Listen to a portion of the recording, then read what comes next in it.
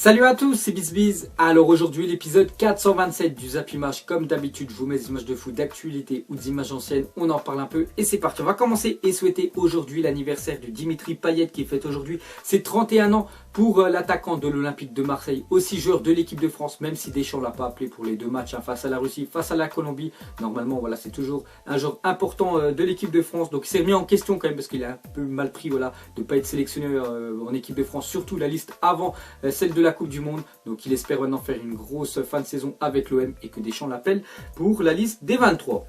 Ensuite, on va continuer avec des joueurs de l'équipe de France et de retour après une blessure qu'il est éloigné des terrains durant 6 semaines. Alexandre Lacazette est revenu à l'entraînement hier. Donc bonne nouvelle déjà pour l'équipe de France. Lui aussi n'a pas été appelé pour les deux matchs amicaux de la France. Bon, après il était blessé aussi. Bonne nouvelle pour l'équipe d'Arsenal. Alexandre Lacazette revient s'entraîner. Donc ça faisait pratiquement 6 semaines qui jouait plus. Donc bonne nouvelle pour l'attaquant français.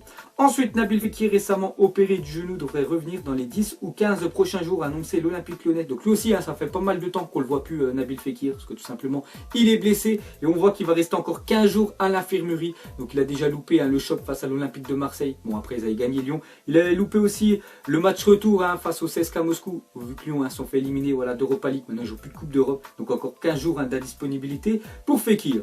Et pour finir avec les blessés, on va finir avec Florian Thauvin, blessé aux ischios au jambier gauche et forfait entre 10 à 15 jours. Il manquera le quart de finale aller d'Europa League face au RB Leipzig. Donc vraiment mauvaise nouvelle pour Marseille. On sait que Florian Thauvin, grosse saison quand même à l'OM cette année. C'est le meilleur joueur, on va dire, avec Luis Gustavo. C'est les deux vraiment qui sortent du lot. Donc il ne sera pas là jeudi face au RB Leipzig. C'est quand même un quart de finale de Coupe d'Europe. Ensuite, regardez la une journal L'équipe aujourd'hui. Et c'est marqué en retard. Donc on voit Griezmann en bas. On est en train de regarder en l'air. Et surtout on voit deux joueurs de deux nations. Donc le Brésil et bien sûr l'Espagne. Donc pour le journal L'équipe, ces deux nations-là sont les favoris pour la Coupe du Monde. Ils n'ont pas mis l'Allemagne, peut-être à cause de leur défaite et surtout leur prestation, on va dire plutôt médiocre face au Brésil mardi soir. Donc c'est vrai qu'ils sont en retard l'équipe de France et c'est vrai que le Brésil et l'Espagne actuellement est meilleur que la France. Ensuite, regardez le baromètre du journal L'équipe quant aux favoris du mondial 2018. Donc avec 5 étoiles, ceux qui ont le plus de chances de gagner la prochaine Coupe du Monde, c'est l'Allemagne, Brésil et l'Espagne. En 4 étoiles, c'est dire vraiment les équipes qui sont juste en dessous de ces trois-là, il n'y en a pas. Et on peut voir que 2 crans en dessous, il y a l'Argentine, Belgique et l'équipe de France. Et encore un cran en dessous, il y a l'Angleterre et les champions d'Europe, en titre. Donc voilà pour le journal L'équipe, les équipes favoris pour le prochain mondial en Russie. Ensuite, Deschamps a été agacé par le comportement individualiste de certains joueurs, notamment les joueurs offensifs lors du rassemblement des Bleus. Donc il n'a pas cité de nom, mais voilà, c'est 10 joueurs offensifs. On pense à Martial qui a été plutôt perso, Dembélé aussi plutôt moyen, vraiment les deux matchs de Dembélé quand il a joué. Mbappé, même s'il a marqué 2 buts, c'est vrai que le match face à la Colombie, vraiment moyen. Bon après, grâce à ces 2 buts-là, ça lui a mis quand même des points en plus. Mais voilà, ce qu'a dit Deschamps, il est agacé par le comportement de quelques joueurs.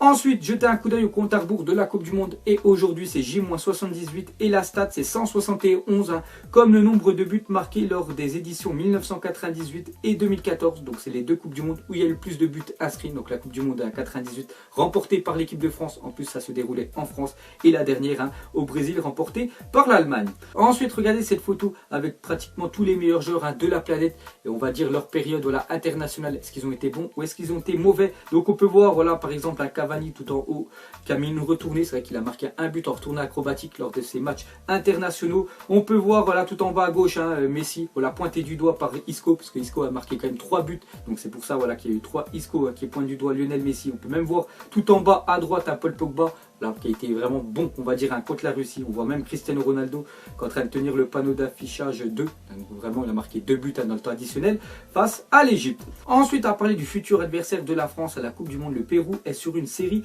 de 12 matchs sans défaite, 8 victoires, 4 matchs nuls. Sa dernière défaite remonte à novembre 2016 face au Brésil 2-0. Donc le Pérou, pour moi, c'est vraiment l'adversaire le plus solide que l'équipe de France.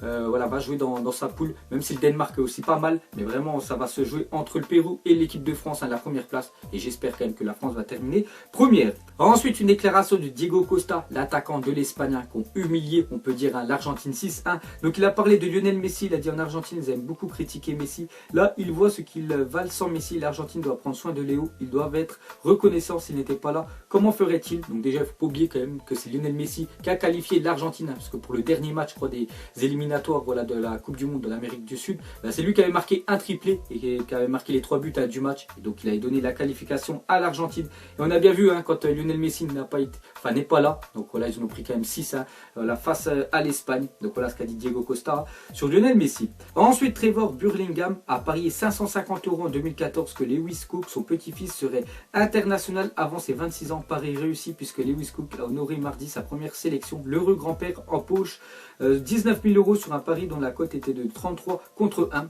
Bonne nouvelle pour le grand-père de Lewis Cook. Donc il avait fait un pari il y a quelques années que son petit-fils allait jouer avec l'équipe d'Angleterre avant ses 26 ans. Et donc il est rentré en cours de match, je ne me souviens plus, je connais qui à l'Angleterre mardi soir. Donc il empoche le jackpot. Ensuite, une déclaration de Casemiro, milieu défensif du Brésil, a dit: nous ne sommes pas favoris, notre état d'esprit est de rester humble. Nous savons que nous sommes en bonne forme et que nous faisons du bon travail, mais il y a d'autres équipes fortes. Donc voilà pour Casemiro, pour eux. Enfin pour lui, voilà, l'équipe du Brésil n'est pas favori. Bon après ils m'ont un petit peu, parce que vu comment ils jouent ces temps-ci, le Brésil, c'est l'une des meilleures équipes, voire la meilleure équipe qui propose le meilleur football dans la planète. Et une autre déclaration d'un ancien joueur du Brésil, c'est Roberto Carlos. Il a dit: l'Allemagne, l'Espagne et la France sont plus favorites que le Brésil. Êtes-vous de cet avis? Donc moi je suis pas du tout du même avis. Donc c'est vrai que l'Espagne, même niveau pour moi que le Brésil. L'Allemagne un cran en dessous, parce que ce qu'ils ont montré mardi soir. Donc il y a encore pas mal de travail pour l'Allemagne. Et la France, on va dire 2 crans en dessous, comme le baromètre qu'avait proposé le journal Équipe tout à l'heure. Ensuite, on va parler de Benzema qui marque autant en un match que sur toute la saison. Donc vous savez qu'en Liga, il a marqué seulement 4 buts depuis le début de saison. Alors c'est le numéro 9 quand même du Real Madrid. Donc normalement, il devrait être au moins plus de 20 buts. Mais bon, que 4 buts pour Benzema.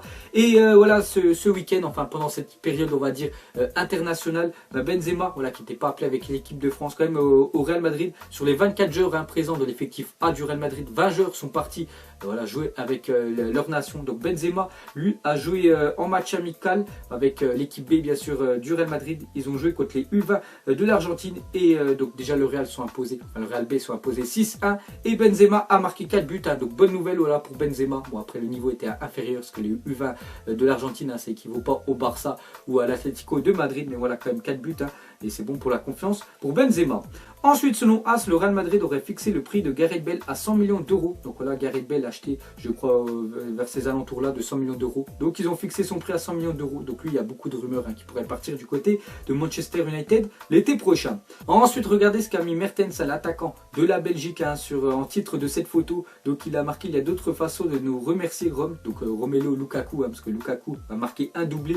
Et donc je crois Hazard ou Mertens lui a fait une passe décisive. Et bien sûr, vous avez compris pourquoi il a marqué ça. On va dire que c'est plutôt une photo insolite. Ensuite, des nouvelles d'un joueur brésilien. Donc c'est Fabinho qui est tout proche de signer au PSG pour la saison prochaine, selon Canal+. Donc une info plutôt sérieuse, parce que Canal+, les gars, ils n'envoient pas des rumeurs tout bidon. Donc Fabinho, le milieu défensif de Monaco, serait tout proche de signer au PSG. Donc dès que j'en sais plus, je vous le dirai. Ensuite, la finale de la Coupe de la Ligue Paris-Monaco se jouera à guichet fermé devant 42 000 supporters. Donc déjà, ça se déroule samedi au stade de Bordeaux. Donc ça se déroule pas pour une fois au Stade de France. Donc en tout, il y aura 8500 supporters du PSG, 6500 supporters de l'AS Monaco et le reste, je pense, ce sera des supporters un peu partout de France. Il y en aura beaucoup de Bordeaux. Alors, ensuite, officiel, la demi-finale de Coupe de France entre les Herbiers et Chambly qui aura lieu à Nantes se jouera à guichet fermé devant 35 000 spectateurs. Un record pour un match entre deux clubs de national. Donc déjà la première demi-finale, je crois, c'est le PSG qui se déplace à Caen et la deuxième demi-finale, donc ce sera entre deux clubs de national. Donc c'est dire qu'il y aura un club de national en finale certainement contre le PSG. Donc ce serait vraiment un exploit pour eux. Donc ça se déroulera devant 35 000 spectateurs. Ensuite, l'Atlético de Madrid souhaite augmenter la clause de Lucas Hernandez qui s'élève à 55 millions d'euros. Son contrat actuel court jusqu'en juin 2022. Donc peut-être, vu qu'il a joué avec l'équipe de France, de toute façon tu joues avec l'équipe de France, ta valeur marchande sur le marché des transferts, ça augmente. Donc c'est pour ça peut-être que l'Atlético de Madrid veulent augmenter la clause libératoire de Lucas Hernandez, 55 millions d'euros, si un club veut s'arracher les services du français. Ensuite, une déclaration de Sergio Ramos sur Lionel Messi. Il a dit: Léo est un grand joueur, unique, sans lui l'Argentine est inférieure, mais avec lui elle est puissante. Donc il a bien vu, de toute façon on a bien vu le match mardi soir entre l'Espagne et l'Argentine. Dès que Messi n'est pas là, il perd 6-1. Et il y avait déjà eu un Espagne-Argentine, Messi était là et l'Argentine s'était imposée 4-1. Ensuite, à parler de la Ligue des Champions féminine, car hier il y avait deux clubs français qui étaient engagés pour ces quarts de finale voilà, de la Ligue des Champions des filles. Donc déjà Montpellier sont inclinés à Chelsea 3-1. Donc au match aller, ils avaient déjà perdu voilà, Montpellier, c'était compliqué. Donc score cumulé 5-1. Donc Chelsea se qualifie en demi-finale de la Ligue des Champions féminine. Donc voilà, mauvaise nouvelle hein, comme pour le club français. Et l'autre club, hein, c'est l'Olympique Lyonnais, le meilleur club, voilà, on peut dire de la planète, voilà, en filles. Hein. Donc ils sont partis s'imposer 1-0 à Barcelone. Hein, donc score cumulé 3-1 parce qu'au match aller, ils s'étaient imposés 2-1. Voilà, l'Olympique Lyonnais. Donc l'OL se qualifie pour les demi-finales de la Ligue des Champions féminine. Donc regardez déjà les stats hein, de l'équipe féminine de l'Olympique Lyonnais. Voilà, toute compétition confondue depuis le début de saison, c'est 26 victoires, 158 buts marqués, 5 buts encaissés. Donc c'est vraiment un rouleau compresseur hein, cette équipe voilà, lyonnaise féminine. Et on peut déjà voir hein, les affiches des demi-finales de la Ligue des Champions féminine. Donc ça sera Chelsea face à Wolfsburg et Manchester City hein, qui jouera face à l'Olympique Lyonnais. Ensuite des nouvelles de Gabriel Jesus, donc attaquant du Brésil, aussi joueur hein, de Manchester City. Donc lui en fait il touche actuellement 74 000 € par semaine. Donc on peut voir qu'il a refusé une offre de prolongation de contrat avec Manchester City. Le joueur demande un salaire hebdomadaire de 114 000 € par semaine. Hein. City lui en propose seulement 102 000. Moi je dis seulement, bon, c'est déjà énorme. Hein. Donc les négociations devraient reprendre cet été. Donc voilà, donc lui il a refusé de prolonger avec City parce que lui il aimerait toucher plus de 114 000 € par semaine. City lui en propose que 102. Donc voilà, j'espère hein, qu'ils vont s'entendre. Mais bon voilà, déjà 100 000 € voilà, par semaine, il n'est pas content. Mais bon voilà, c'est comme ça le foot maintenant. Ensuite Isco et ses coéquipiers avec le ballon du match après son triplé inscrit avant-hier voilà, contre l'Argentine. Donc vous savez hein, maintenant dans le monde du foot, hein, quand tu marques un triplé, enfin les joueurs pro, hein, tu peux prendre le ballon et le ramener chez toi. Voilà, toute l'équipe le signe. Donc on peut voir voilà, qu'avec son triplé hein, qu'il a marqué, tout le monde a signé son ballon et il l'a ramené chez lui. Ensuite on va parler de Mbappé, mais pas de Kylian, hein, de Ethan, voilà, son petit frère. Donc Ethan déjà il a seulement 12 ans et il joue déjà avec l'équipe de U12 voilà, du PSG. Et ce week-end voilà, il y avait un tournoi, donc ça s'appelle la MIC Méditerranée International Cup, où il y a quand même Lionel Messi qui a été révélé au grand jour. Hein, c'est là vraiment il a été recruté, Lionel Messi. Donc le PSG U12 a joué face à une équipe japonaise, donc déjà ils sont imposés 9-0 et le petit frère hein, de Kylian Mbappé a marqué un but. Donc voilà, Mbappé déjà buteur. Et pour finir avec la famille Mbappé, cette fois-ci une déclaration du grand, donc Kylian, il a dit: j'aimerais à l'avenir avoir une position fixe, que ce soit dans l'axe ou bien sur un côté, il va falloir me trouver un poste et que j'y reste pour être le plus performant possible. Donc il a dit ça à Canal+. Donc pour vous, Mbappé, déjà il va jouer à la Coupe du Monde, hein, c'est quasiment sûr. Donc pour vous, est-ce qu'il est plus performant dans l'axe en tant que numéro 9 comme l'a fait jouer Didier Deschamps mardi face à la Russie en tant que numéro 9 à la place de Giroud, ou est-ce qu'il est meilleur voilà, sur un côté, soit ailier droit, soit ailier gauche? Donc vous mettrez tout ça en commentaire. Donc voilà les gars, la fin de Zappimage 427. Donc si ça vous a plu, un petit like et je vous ferai l'épisode 428 demain. Donc moi je vous laisse et je vous dis à la prochaine comme d'habitude. Ciao à tous. Je sais même pas comment s'appelle, elle doit passer vers 20h. Les yeux rivés vers le ciel, en vrai j'ai mal, j'y pense encore. Mon poteau en cellule, il me manque c'est quand qu'il sort. Ok je me cale, toujours au fond du car. Comme au virage, à Marseille ça crie aux armes. J'ai pas le permis, vas-y la mise prend les commandes. Ne fais pas la pilote, n'oublie pas c'est qui commande.